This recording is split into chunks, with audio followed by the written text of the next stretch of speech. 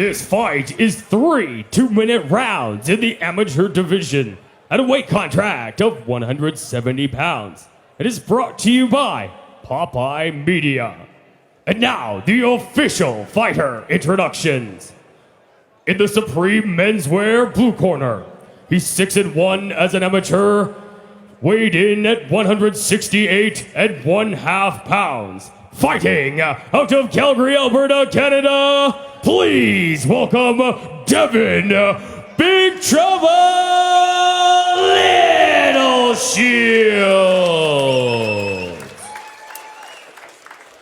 And in the red corner, with an 0-1 amateur record, he weighed in at 168 1/2 pounds. Fighting out of Calgary, Alberta, Canada, please welcome Dan Kovalchuk.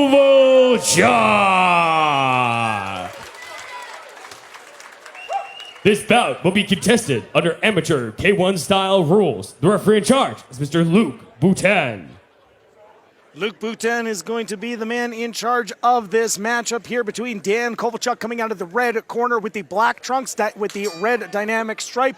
It is the black and gold trunks coming out of Champions Creed out of the blue corner for Devon Littleshields. And you see the height change between these two and the length that Devon Littleshields has, and I guess the puzzle to solve for Dan Kovalchuk as he's got to get inside of this very long fighter. Dan's tough guy. Tough guy coming off a loss, but a guy who trains day in, day out at Dynamic MMA with some tough sparring partners. So, you know what? He's got a mountain to climb here, but I think he's ready for the challenge. On a back leg kick there as he missed the front leg, did Kovalchuk, but caught the back leg of Devon Littleshields. It's incredible the length and the height that Littleshields has. Like, his legs are about as long as me. And if he gets that big swing behind that, he's going to have some serious power behind that kick, regardless of his lean stature. There's a right hand. There's a big front kick that lands right flush to the face of Dan Kovalchuk. Good fade. Very busy, both fighters to begin with. Kovalchuk trying to land that flashy spinning. I guess he's trying it again. Oh, almost got that leg grab when looking for that sweep. And just the poise that Littleshields has as he's able to, every time that Kovalchuk gets in, he makes and creates range. And that is something that is how he has been so successful in his career. Up to now, there's a nice kick that lands, hits mostly glove, but the glove translates into the head. His head movement is even awkward. It doesn't have a real flow to it. He's kind of sporadic with the way he moves his upper body, which it's awkward to look at, but it also means it's awkward for his opponent to try to land punches and kicks. Well, the one thing that's great, there's another right hand that lands from Littleshields. Kovalchuk coming forward, some back and forth kicks. There's a nice 1-2 coming from Devon Littleshields. Another jab that lands, another jab that lands. That was a decisive round for Littleshields. I'm sure we are in agreement on that one. If you did that pawing motion in a professional boxing fight, your coach would be all over you to make sure you had that snap on your jab. But in this environment, it's a great way of having an extra little pop on your jab and also keeping him at range, setting him up for a much bigger shot, which could be that head kick. Well, let's see the first round going to Devon Littleshields. Dan Kovalchuk eating a punch as he tries to get inside.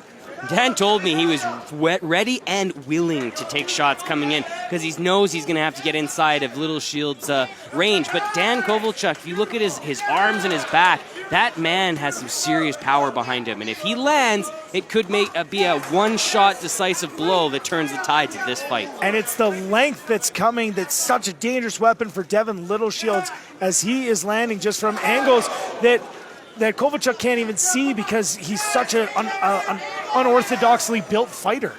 You can see the blood starting to form. Another big right landed on the cheek, upper cheek of Kovalchuk. Definitely getting some blood forming there. Littleshields still looking real fresh. I mean, he's barely glistening with sweat at this point.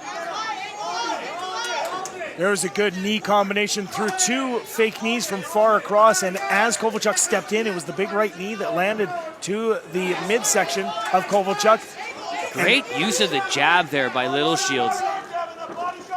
just picking him apart right now is Littleshields. There's a big body shot that lands. And one of the things we talked about too is that although he has the reach and wants to use the distance, Littleshields did mention in the interview that he wanted to really vary levels, and it's a great example of it there. And the blood cascading out of the nose of Dan Kovalchuk right now as Littleshields continues to land accurately and avoiding all of these spinning punches that are coming from Dan Kovalchuk. Kovalchuk is still in it. I mean, he's a tough guy. That flashy spin stuff is really not being effective for him, though. I know it might be a comfort zone thing, but he's got to get a different game plan if he wants to really push for a win in this, I'm going to guess, third round. Well, the big advantage that comes from the spinning punches is we're less than 10 seconds left in the round. Spinning punches, spinning kicks is the extension of range. That's why they're effective as the round ends there. That's why those punches and kicks are effective, because you extends your range beyond what is normal. It'd be interesting to see the corners instructions that are going to come from Dynamic. I mean, the one thing I will say, he's got a great cut man over there with Chris Souster. I mean, great cut man, works MMA, works boxing shows, and look, cleaned him up nice and pretty here for our third round. And they're setting off aside. Might have a doctor come in here and check the nose. And that is exactly what is happening. This one of the best combat sports doctors in the business, Dr. Patrick Wong. He's a veteran in the medical field to do with combat sports. He's been around and done some great things in this city over the last number of years. And just some questions, just making sure that everyone's okay. And you see the head shake from Dan Kovalchuk asking him, I think he's asking him, are you dizzy? Are you any of these things? They want to make sure and protect athletes. Again, this is an amateur K1 fight, so they want to make sure. And we are live. Good to go. Patrick Wong clearing Dan Kovalchuk. See a great show of respect here from the fighters. And we are off. Third round. 3 of 3, 2 minutes to put in work, and Kovalchuk has his work cut out for him.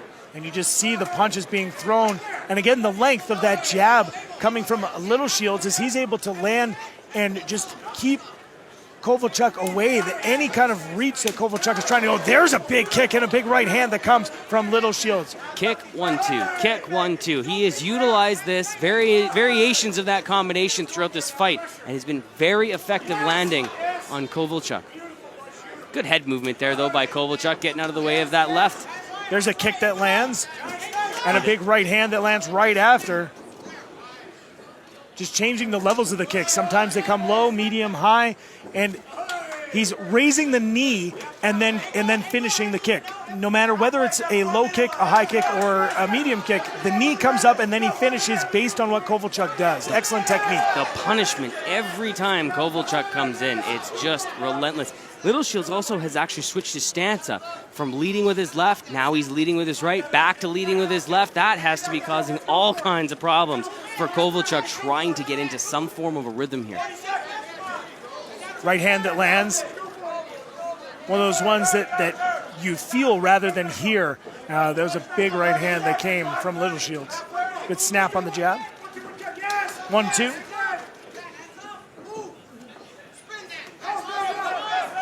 A little bit of a attempt at that spinning back fist. More of a pawing. Huge uppercut by Littleshields. Got Kovalchuk right on the ropes. And Luke Boutin doing a great job of avoiding that clinch. You cannot clinch in there, and there's the break. But if there was the ability to finish, and Kovalchuk trying desperately to do anything he can, he knows he's in desperation mode in this fight.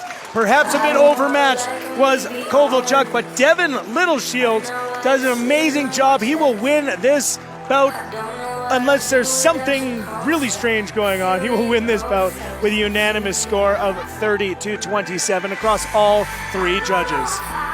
Ladies and gentlemen, we have the official decision. Judge Brian Giesbrecht scores it 30-27. Judge Glenn Dawson scores it 30-27. Judge Andy Social scores it 30-27. All for the winner by unanimous decision in the blue corner, Devon Big Trouble Littleshields. So Devon Littleshields, as expected, wins this fight by unanimous decision.